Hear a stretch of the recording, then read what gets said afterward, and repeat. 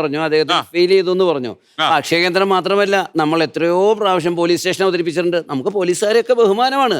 അതുപോലെ നമ്മൾ ആശുപത്രി ഇല്ലാതെ നമുക്ക് ജീവിക്കാൻ പറ്റില്ല. പക്ഷെ നമ്മൾ ആശുപത്രികളെ കൊണ്ട് വില്ലേജ് ഓഫീസിൽ നമ്മൾ ഒരുപാട് കളിയാക്കിയിട്ടുണ്ട്. നമുക്ക് എല്ലാ ആവശ്യത്തിനും നമ്മൾ വില്ലേജ് ഓഫീസിലോട്ട് പോകാറുണ്ട്. ഒറ്റ കാര്യമേ ഉള്ളൂ, ഒരു ഫുട്ബോൾ കളിക്കുമ്പോൾ ഒരാൾ എത്ര പ്രാവശ്യം ഗോളി പിടിച്ചു എന്ന് ആരും ചോദിക്കാറില്ല, എത്ര എണ്ണം വിട്ടു എന്ന് ചോദിക്കുകയുള്ളൂ.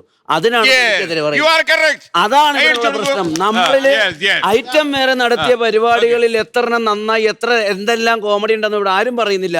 അതിലൊരു ബാക്ക് സൈഡ് കാണിച്ചു എന്നുള്ള ഒരൊറ്റ പ്രശ്നം മാത്രമേ ഇവിടെ ഒരാൾ പറഞ്ഞിട്ടുള്ളൂ. ബാക്കി ഒരു കുറ്റം. സാറേ, ഞങ്ങൾക്ക് വലിയ സന്തോഷം തോന്നിയ ഒരു മുഹൂർത്തം ഉണ്ടായിട്ടുണ്ട്. അപ്പൊ തൃശ്ശൂരിൽ നിന്നൊരു ചേച്ചി ഒരു ദിവസം ഞങ്ങളെ വിളിച്ചു. പുള്ളിക്കാരത്തിന്റെ വീട് ചേർത്തലയാണ്. പുള്ളിക്കാരത്തി മണ്ണൂത്തി കാർഷിക സർവകലാശാലയിൽ ജോലി ചെയ്യുന്ന ആളാണ്. പുള്ളിക്കാരത്തിന്റെ ഒരേ ഒരു ആങ്ങളെ മരിച്ചുപോയിട്ട് 6 മാസം കഴിഞ്ഞിട്ടും ഈ പുള്ളിക്കാരത്തിക്ക് ജോലിക്ക് പോകുന്നില്ല. ഒരു ഏക ആങ്ങളെ ആയതുകൊണ്ട് പുള്ളിക്കാരത്തിക്ക് മരണത്തിലേക്ക്, ആത്മഹത്യ പ്രേരണയിലേക്ക് പുള്ളിക്കാരത്തി പോയിക്കൊണ്ടിരിക്കുകയായിരുന്നു.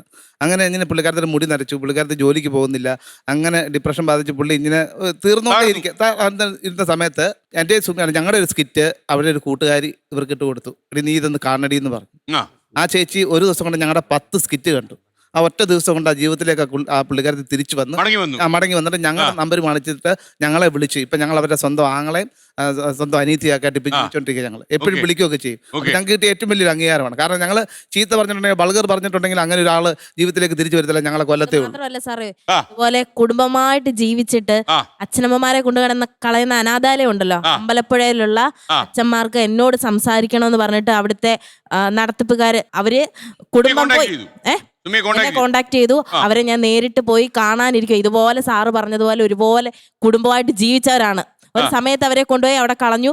അവര് നമ്മുടെ കോമഡി കണ്ട് നമ്മളെ ചിരിച്ച്, അവരിപ്പൊ സന്തോഷിക്കുന്നുണ്ടെങ്കിൽ നമ്മുടെ കോമഡി കണ്ട് ചിരിച്ച് നമ്മളെ കാണണം, നേരിട്ട് കാണണം എന്ന് പറഞ്ഞ് ആഗ്രഹിച്ച് കോണ്ടാക്ട് ചെയ്തു. പോകും. അമ്പലപ്പുഴയിലാണ്. തീർച്ചയായും പോകും. അവിടെയുള്ള അച്ഛനമ്മമാരെ ചെന്ന് കാണും. നിങ്ങൾക്ക് ഒരു നേരത്തിൽ സന്തോഷം തരാൻ പറ്റുന്നുണ്ടെങ്കിൽ അത് നമ്മൾ തന്നിരിക്കും. അത് കെയർ ഓഫ് കോമഡി. അശ്ലീലത്തിന്റെ കേസ് പറഞ്ഞോണ്ട് പറയണം.